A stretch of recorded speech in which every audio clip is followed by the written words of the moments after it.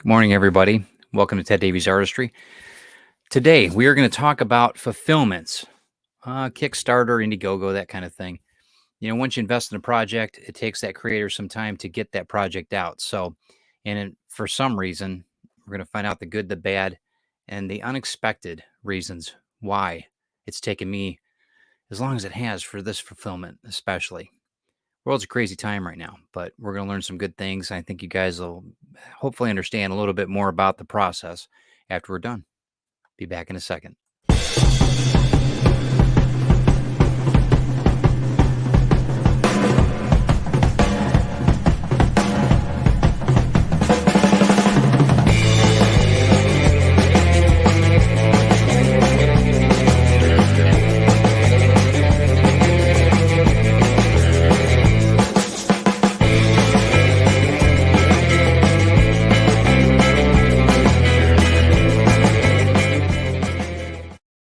Good morning, everybody, and welcome to Ted Davies Artistry. This is TED Talks. I am Ted Davies. I'm an artist, a author, I think, and a collector, and of all different kinds of things: old books, comic books, memorabilia, all kinds of stuff.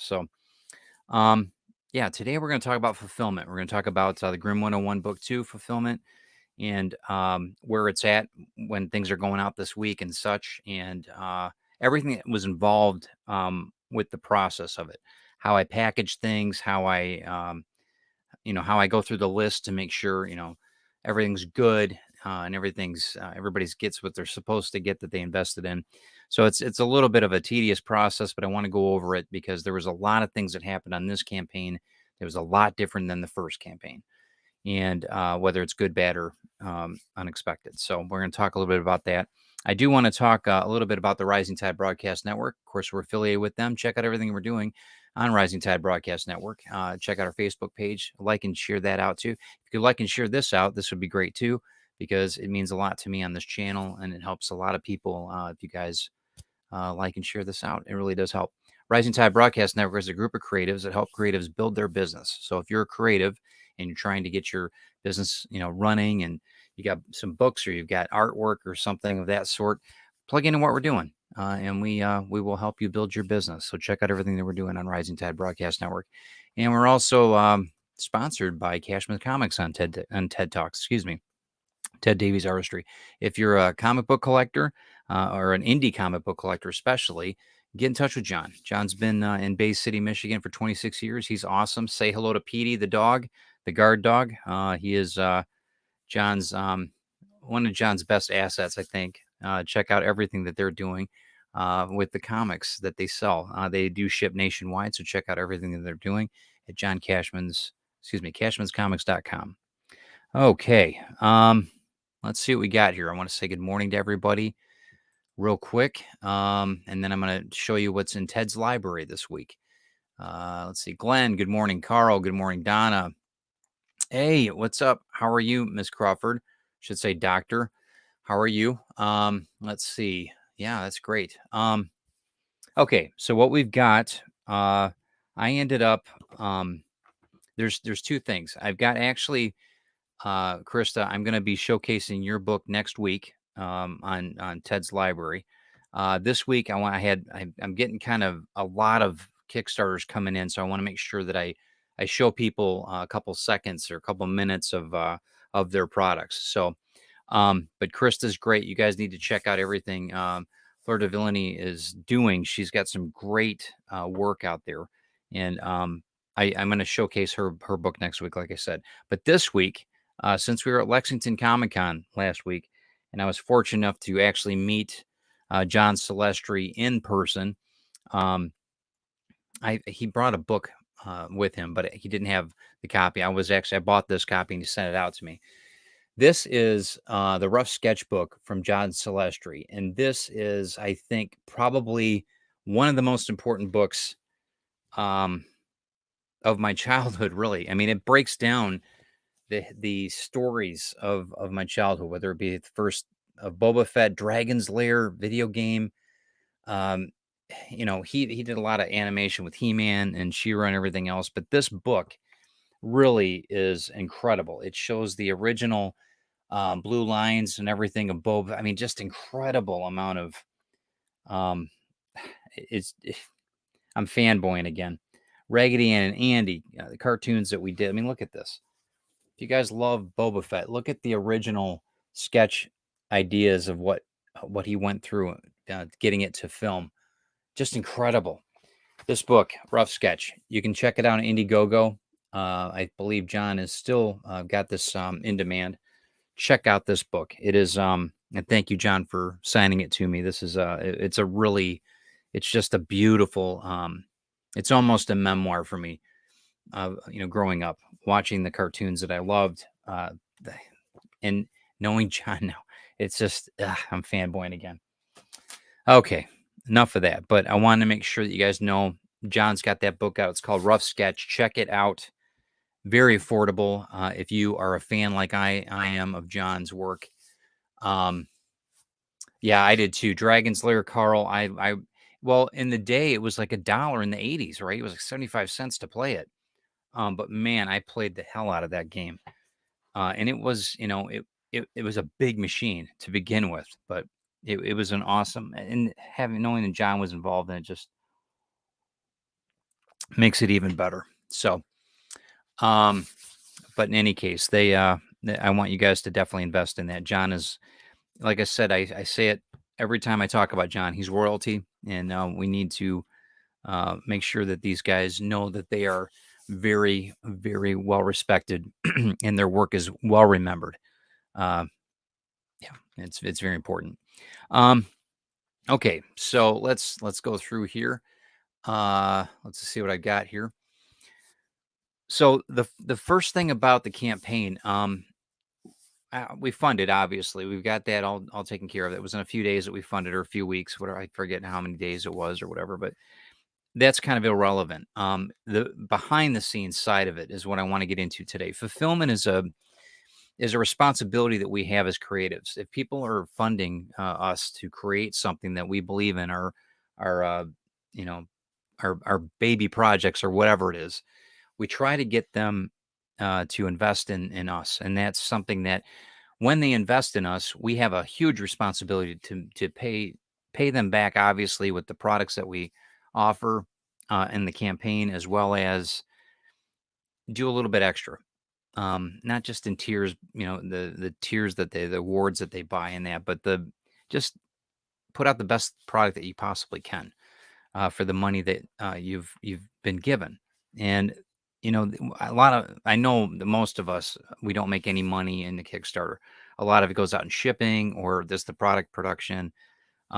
Margins are really small, but the initial investment these people are putting into this, they should get the best of the first of the products, and that's what fulfillment is for me. Uh, and I know that um, I'm going to run my campaigns differently in the future because I know where I made my mistakes on this one. The first one went pretty smooth. The first campaign, Grim 101 Book One, went very, very smooth. And I thank, good morning, Pops. I thank Lisa Malone for helping me get that smoothed out to the point where she really stepped up and took care of a lot of stuff. Hey, Grant. And the second one, there was a lot more going on, and I didn't realize how many factors could happen that could slow the process down that were out of my control. The things that were in my control, I understand now what I'm going to be doing. What I'm going to be doing differently now.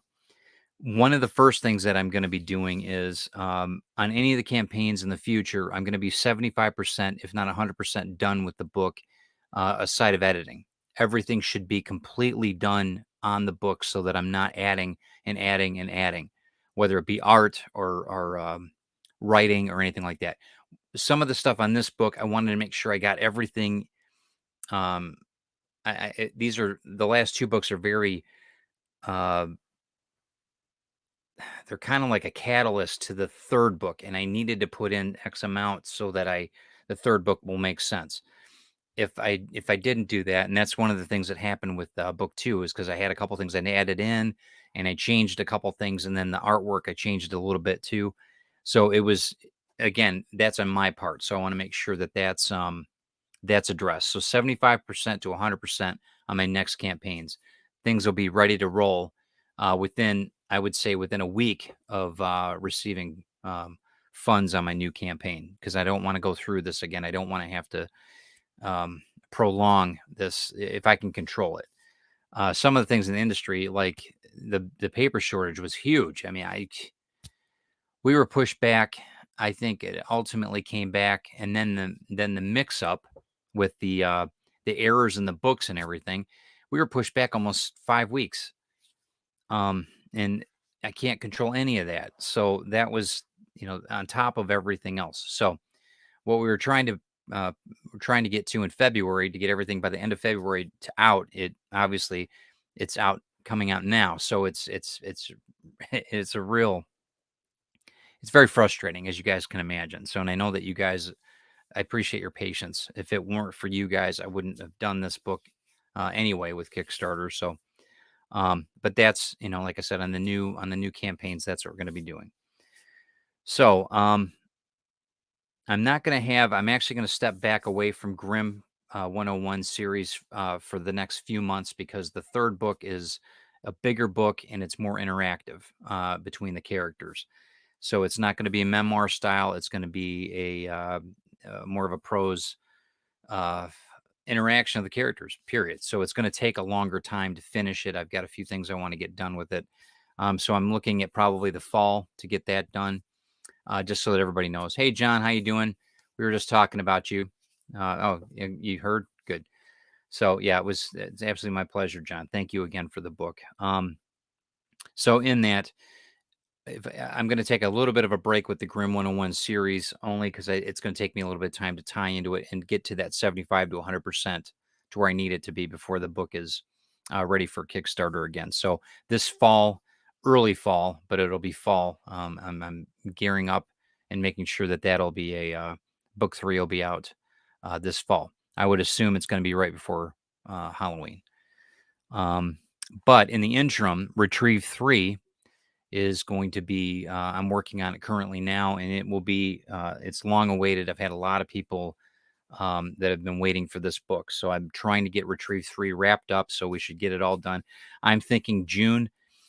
We should have a good book put together by June. Everything should be finished with Retrieve 3, and I am going to put that on Kickstarter. The series, obviously you guys know everything about Retrieve with the development deal and everything else. The series, though, the comic book, is I think it's time to get it onto crowdfunding, just from a standpoint of distribution. I'm looking at it. Retrieve 3 needs to. I want to do it that way. I'm enjoying the interaction with the fan base that way, and I'm enjoying a lot of things with the Kickstarter. Um, just the background with the distribution, and just the whole format of it all. Whatever crowdfunding platform you use, I'm using Kickstarter right now, and eventually I'm probably going to switch over to Indiegogo, do both. I'm not sure, but Retrieve 3 is in the works right now. We're going to be launching that, I believe, in June. Okay, so in fulfillment, one of the biggest things that I found is that I make sure that delivery, and this is up to you guys. This is just me talking. I am not putting down anybody or how they ship things or how they anything like that. So don't take it like that, because I know we all have our own economics, and that's a huge part of this. That's why we crowdfund, right? So with me, I just I'm later in years, and I make sure that I want to make sure it's right for me. Gemini mailer. That's the only way that's the only way I send stuff. The unless it's like some huge artwork, and then it's in a huge box with the whole packing, everything else. These Gemini mailers are gold. That is absolutely the way I ship everything, and that's one of the reasons why I do my prints in 8.5 by 11 in this format, so that I can place them in here. This goes down, the books go in here, and then it's pretty much one shopping box. It's ready to go. So I think that's the best way to go. This has been tried and true. Anybody that's ever received anything from me, that I try to make it so it's perfect as it can be. Obviously the figures can't fit in that. They're going to be shipped separately, and I did that independently. That's actually again, an additional investment out of that. I have to look into that, but it took me a while to get everything together, plus the packaging and everything to ship. So we'll talk about that. We'll talk about the figures in a minute. Anybody that invested in that. All right. So first thing that I do is we bag and board everything. That was the paramount for everything that I do. So now whether you purchase the soft cover, um, which I didn't sign this one yet, but I always sign them if they are specified that they want me to sign them, or the hardcover. Both of them turned out so great.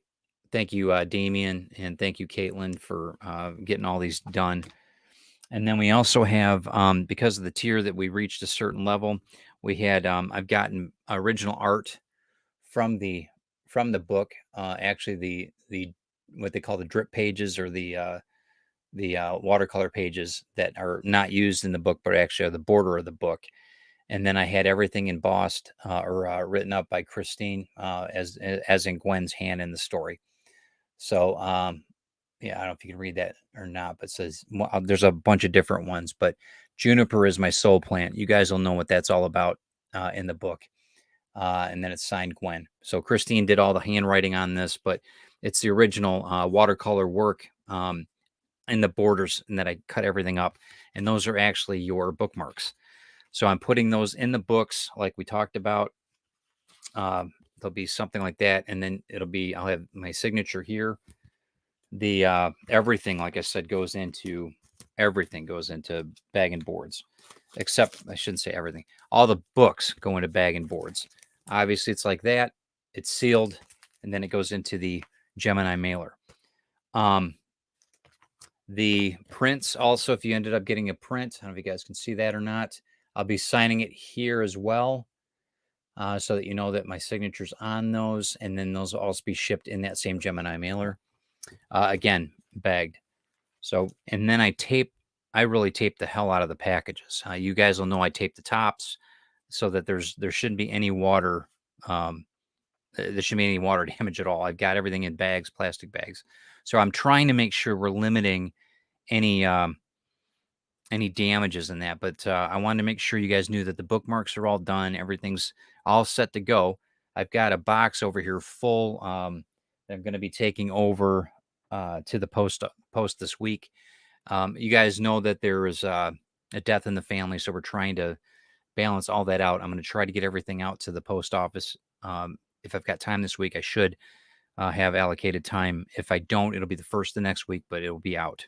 I promise. So I'll make sure that gets out. So once those things start, getting out, and that we'll be able to hear some reviews, I hope, in a good sense and good format.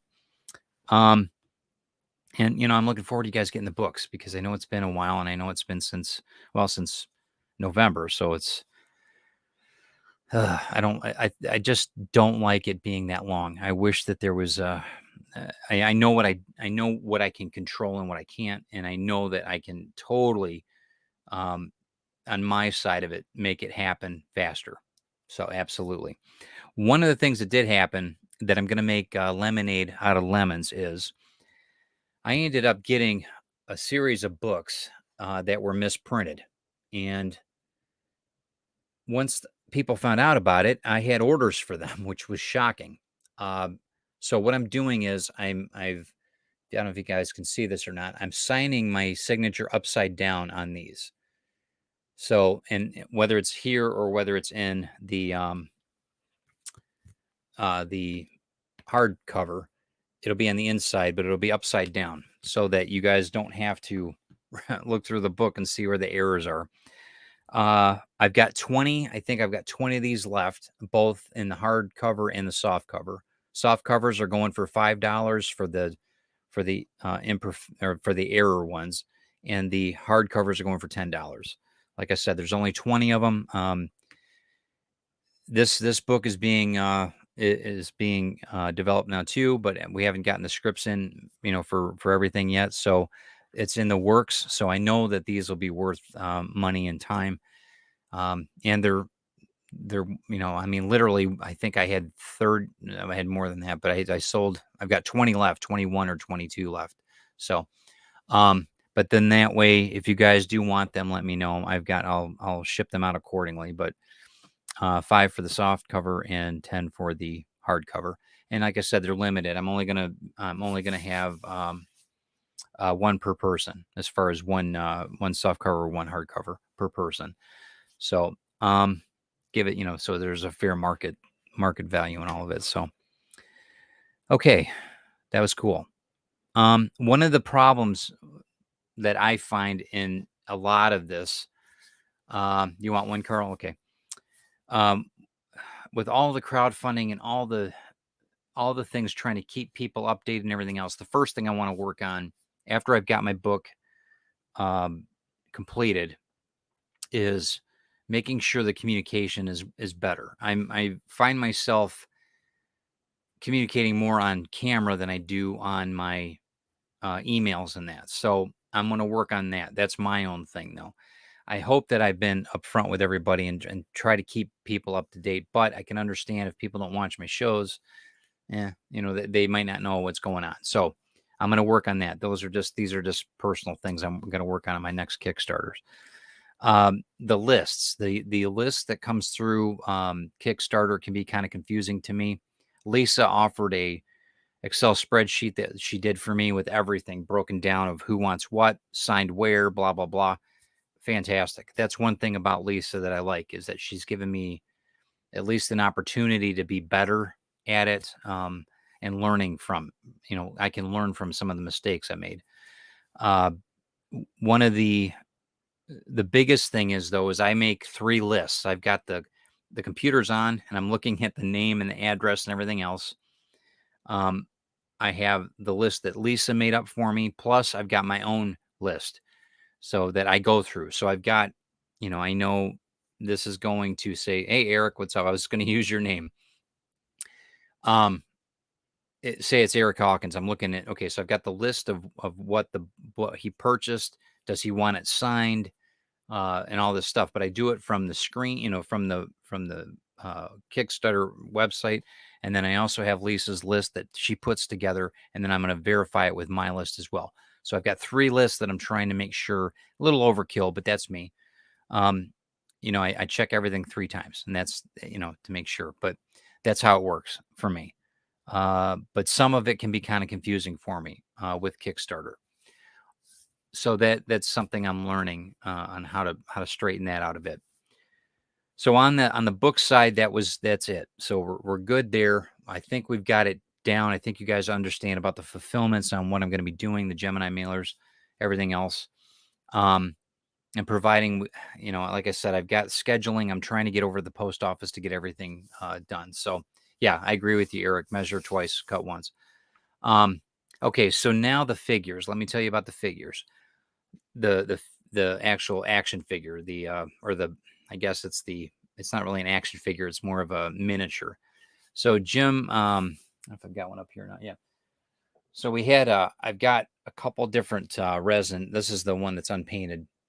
So I've got them on the final coats. We sold a lot of them, which I was really, and that was even after the thing ended, we sold a lot of them. So I had a couple issues with the way that the figures were mounting to the base. The base, it's like this. I was trying to get it to where there was going to be some type of earth or something on there, and things were not working. Between the resin and the plastic, it wasn't bonding properly. So one of the things that Damien did is he ended up making these hollow. I don't know if you can see this or not. They're already pre-drilled. So what I'm going to do is I'm going to actually put these in with a screw so that they're mounted properly onto the plate. And I'm going to make them clean. I'm not going to have any type of earthen. If you guys want to finish those yourself, I think that's great. If you're a miniature person, if you're a miniatures person that likes to paint and likes to do that type of thing, like Eric, I know he enjoys that. That's one way if you ever want to finish it. I like to keep them original because I think they're going to be worth more because they're going to be signed. But with that, I'm going to actually, for transit and everything else, you guys are going to be able to have these screwed to the base, and I think it's going to be and that way we can take the dome off and you can look at it and make sure it's all in good shape. One of the biggest things I was having a problem with was the resin glue in that I was working with was melting the plastic, and eventually everything I had, I did a few different ones, they were coming loose. And then I dropped mine, the one I first did, I dropped it and I cracked it. One of the nice things about the resin is they break extremely clean, so you'd never know it. You'd never know that I glued my one back. But I don't want to have that happen with that. I want to make sure that everything ships properly. It's going to be, like I said, wrapped in bubble wrap, the actual figure itself, and then the dome placed on it, and then wrapped again in bubble wrap, and then in a smaller box. Those will be shipped out independently as well as I get them finished. So I'm thinking the next few weeks I'll have everything done with that, with the miniatures, but those take a little bit longer, as I'm sure you guys know. I've been working on them, but the weatherization on them and I want them just right. And you guys know how I am about stuff. I'm over the top when I just want it right. So if it takes a little bit longer, I know that you guys are, I know you guys have been more than patient, but I think it'll be worth it, and I think you guys will enjoy it more once you get them. But yeah, so that's pretty much it on the fulfillment side of it. The biggest thing now is just getting everything shipped out. I couldn't control anything with the printers. They sent me everything out. Like I said, they were great about fixing the problem, but boy, I had to document everything. I had to take pictures on everything. So I sent 10 pictures, I think 5 to 10 pictures of the damages, how many books were damaged. I had to go through all that. So each book had to be photographed. So I sent everything in. You okay, Calypso? She's barking something. So I had to send everything in that way, and then they had to, investigate it and make sure it was legit. It wasn't photoshopped. So then and I never talked to anybody. There was only emails sent back and forth. So, but they made it right, and they gave me a credit towards my next uh, run of books. Hopefully, they don't screw them up. But everything came in beautifully the second time. So while I was in Lexington, we confirmed everything. Everything was great. So that worked out great.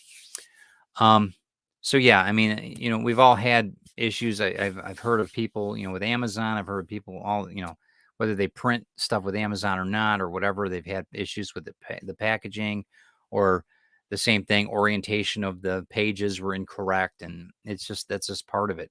This is indie. This is indie publishing at its finest. So, but I hear some of these people on Kickstarter, they're waiting 2 or 3 years for their I can't fathom that. The guilt I would feel, I can't even imagine how people can wait that long for a fund, that they tried to help somebody out to get something funded, and they still haven't gotten their product. That just blows my mind. Yeah, so fulfillments are, very, very important, and I consider it very, um, you got to do it, and you got to do it right. So, and that's it. So, and I know that all you guys that I've dealt with too, that I've had crowdfunding and I've invested in and gotten things back, it's been great. I don't think I've had any problems. I know that, if you are moving, by the way, if anybody's moving and doesn't have the correct address on the Kickstarter project, let me know, because I don't want to have anything come back. I had one or two come back the last campaign because people didn't put the correct address on. And we're already working on a tight margin with that shipping and stuff, so it would just help us out. But yeah.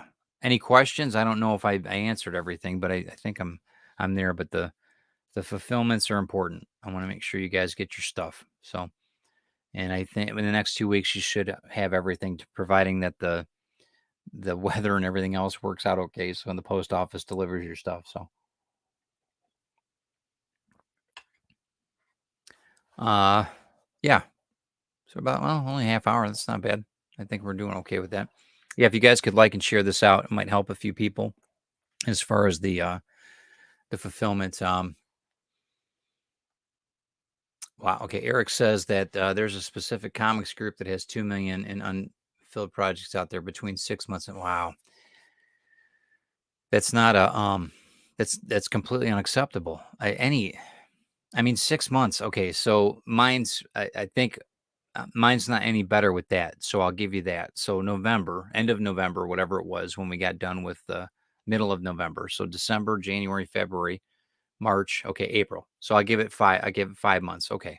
But you guys have known throughout the course of at the course of the run, what's been happening. So 6 weeks out of that has been error in um, with the printer. So or whatever, 4 to 6 weeks was that. So that's a huge bite into that's a month right there. So, but it can happen to anybody. The biggest thing is that, and I've learned from other people too, that having a book that's not done is kind of hard because you really have to get it at least 75% to 100% done. You really do. I know people that actually run campaigns that actually are paying for the book ahead, that they're actually paying for things ahead of the schedule for the next one. So they're already so what I mean by that is you're funding the book that's in front of you, let's say, but actually it's paying for the book that's already being completed now on the next campaign, which is fine. I don't know how I don't know how that's it could be very confusing for me, but um let's see. Eric also says the majority of them that are late have had any updates to the backers. They haven't updated anybody, huh? Well, that's a shame. Like I said, we're responsible adults. We need to, step up. I mean, yeah, Grant says that too. I would feel the same way. I'd be a complete nervous wreck. I wouldn't go to any shows. I wouldn't broadcast. All I would be thinking about was helping get that thing out there. I don't know. How big of a project is it, Eric? I mean, are these they you said $2 million. I can't even imagine. That's one thing too. Uh, Eric's got, you know, hundreds of people that have funded for or that bought into the campaigns that he's run. Um, and I know other people that have hundreds of people. I like it a manageable number. I think 50 to 100 people just to get the ball rolling for the Kickstarter to get the thing promoted and everything else. I think that's great. I think when you got to fulfill, and I think Eric will back me up on this, it's great having that much revenue or whatever coming in, or if you want to call it revenue, but you've got the product and you got everything else that you're building. You've got so many people you've reached, but you got to fulfill that too. I mean, you've got 300 and some odd people. I mean, that's a lot of people, and most of us are doing this on our own. Um, Mine, if 50 to 100 people, let's say, they buy multiple copies. I've had people that buy a lot of different, like dealers in that buy a grouping of, so I'm only shipping out maybe one package to them, which is nice. But when you've got independent, and what a first world problem to have, when you've got a 300 independent buyers and you've got all these different shipping labels and everything else, I'm sure that can be a real challenge. Um, well, how do you guys feel about that? Would you want to have more, like, obviously you want to have more exposure in that, but I know it's got to be daunting to have 300 plus. Um, yeah. Okay. So Eric, 187 last year almost broke me. I told Jennifer that if I go over that, I'm going to need help. Yeah. Yep. I can, well, I mean, and good for you though. I'm glad that I'm glad that you're successful in that, Eric. But, I'm just reading Grants here. Yeah, and if I think that, and I think you have a responsibility. If you end up making, and again, we're not making margins on. I mean, you don't really make any money on Kickstarter. Really, when it boils down to it, the shipping costs alone are intense. But by the time you got packaging, everything else that it comes into, you don't really make.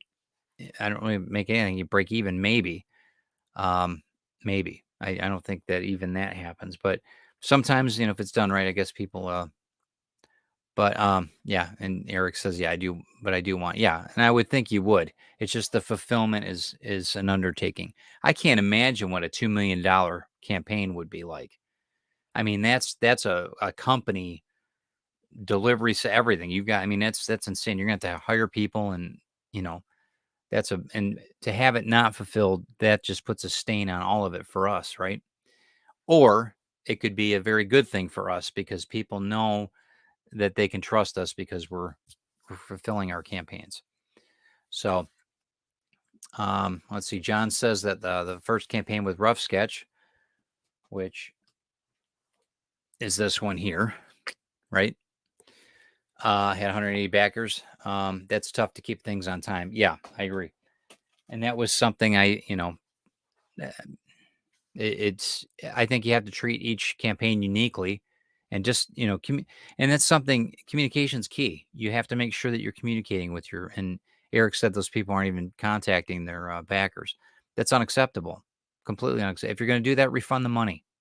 Just refund it because it's not, you're obviously not going to, I can't imagine why it would take that long unless it's some catastrophic thing, which I mean, I can understand that if somebody got sick or something of those sorts, yeah. But um, Glenn, Glenn, $2 million fulfillment. I wish. Well, I mean, yeah. Do you be careful what you wish for, my friend? Because sometimes that can be a real. But you've got to fulfill it. Whatever the case is. Yeah, and so like Eric says this to make money in crowdfunding, you have to get in the tens of thousands of dollars. Otherwise, you're just breaking even. Yeah, I agree. I agree. And again, I've always said this on mine, on my Kickstarters and that it's not about the money. It's about i- the, the net, it's about it's casting the net, right? So you're trying to have other people. What's nice about my side of the crowdfunding is that I've reached other people across the globe that I don't think I would have otherwise right away. Germany, Japan, uh, where else? Norway, that kind of thing. People that I might have eventually reached, but now they're part of this book. They're part of this series, and they're seeing other stuff that I'm doing. So yeah, so I mean, it's always been not about the money; it's about the exposure. It's about the um, distribution system of it all. I think it's great. So, and I think that I'm looking forward to seeing what's going to happen with the next platform that's going to be offered. We Kickstarter, we got Indiegogo. We're going to have other platforms in say 5 years that I think we haven't even thought up yet, and how awesome it's going to be, how lucrative it's going to be because we've already got these baby steps down. So yeah, I'm looking forward to that. There's going to be, I wouldn't be surprised if one of us comes up with something to where it's a platform that could benefit indie, even more so indie publishers. And I don't think it's going to be called indie anymore. I think it's just going to be publishing. Um, yeah. Let's see. $2 million fulfillment sees me flying, my friends. Well, no doubt. I can imagine. But everybody has the opportunity to do that, Glenn. We all have the opportunity. The biggest thing is when you've got people doing those kind of numbers, it just goes to show you that it's just a matter of time that it will happen once the proper uh, following and everything else happens. Um, yeah, and it's the biggest thing about all of it. Try not to lose your mind in the money because that's where people get disgruntled and people get upset, and they can never get out of that funk if they are in that all the time.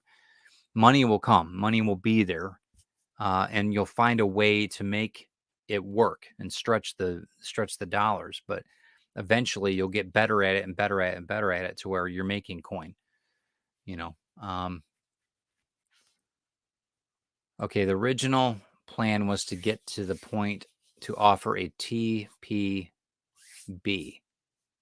and I'm finally there. I got plans for that material. Okay, trade paperback, right? Okay, and I agree with you. I think that the trade paperback should be, I think that's what it stands for. I'm pretty sure.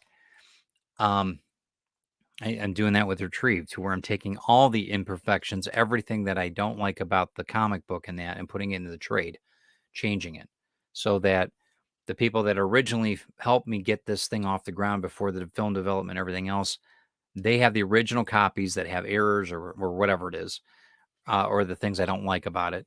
And then the trade paperback will have the updates, the benefit, and it'll be different. It won't be the same value because, there's it's cleaner. It's a cleaner version. So,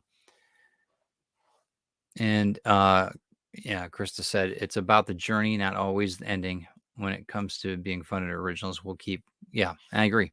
I agree. I don't know if there's we're in the midst of history right now, really. When people look back on it, say 20 years from now, or even 30 years from now, they're going to look back on the days that, oh yeah, well this is in the crowdfunding, we've crowdsourced this or whatever. I still think it'll be a viable. I think it's going to be a hugely viable practice still in the future, but they're going to look back on the grassroots side of this the last 10 years, or the last 5 years for that matter, and what's happened after COVID and everything else. This is going to be, these are the historical documents that we're showing people, hey, you know what? You can do it. We did it. We're the indie indie group that is working this. Not just us, of course, but there's a lot of people that are using crowdfunding. And I think that the trick of it is be honest, make sure that you're communicating with your clientele, with your followers, with your funding, your campaign people, and make sure that you fulfill it. That's it. It's not that hard. The biggest thing is communication. It's like any good relationship. There's communication in it, and there's got to be discourse. There's got to be some intent listening, and there's got to be some discussions that sometimes aren't easy. They've got to have. You're going to have times where you're frustrated, and you're mad at things you can't control. I mean, that was me a couple weeks ago, but that's just the way it is. You just work through it. I know that there's people that are really good at this. I mean, they're really, really, they do, one campaign a month, so for 12 a year, if not more.